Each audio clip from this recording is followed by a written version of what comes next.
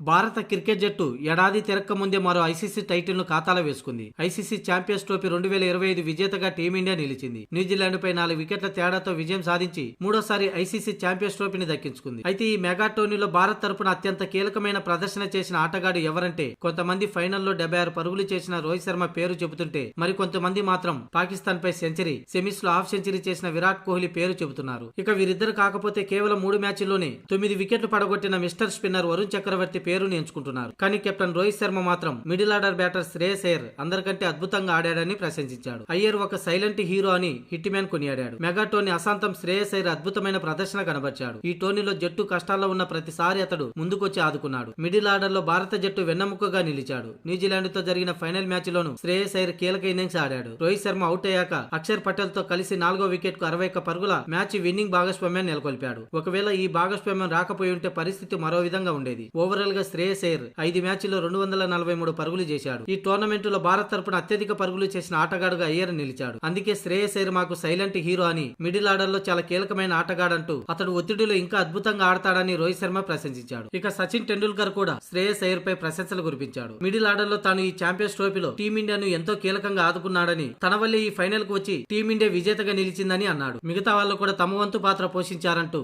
Winning team కు శుభాకాంక్షలు తెలిపాడు సచిన్ టెండూల్కర్. కాగా గత ఏడాది శ్రేయస్ అయ్యర్ తన కెరియర్ లో కఠిన పరిస్థితులను ఎదుర్కొన్నాడు. దేశవాళీ క్రికెట్ లో ఆడాలన్న తమ ఆదేశాలను ధిక్కరించడంతో అయ్యర్ ను సెంట్రల్ కాంట్రాక్ట్ నుంచి బీసీసీఐ తప్పించింది. అంతేకాకుండా అతడు జాతీయ జట్టుకు కూడా దూరం అయ్యాడు. ఈ క్రమంలో అతడి పని అయిపోయిందని అంతా భావించారు. కానీ అయ్యర్ మాత్రం పడి లేచిన కెరటంలా తిరిగి వచ్చాడు. దేశవాళీ క్రికెట్ లో అద్భుతమైన ప్రదర్శన కనబర్చడంతో అతన్ని మళ్లీ సెలెక్టర్లు తిరిగి జాతీయ జట్టులోకి తీసుకున్నారు. ఇక తన రీ ఎంట్రీలో అయ్యర్ దుమ్ము రేపుతున్నాడు. ఈ క్రమంలో అతడికి తిరిగి సెంట్రల్ కాంట్రాక్ట్ ఇవ్వాలని బీసీసీఐ నిర్ణయించుకుంది. త్వరలోనే బీసీసీఐ అధికారికంగా ప్రకటించనుంది.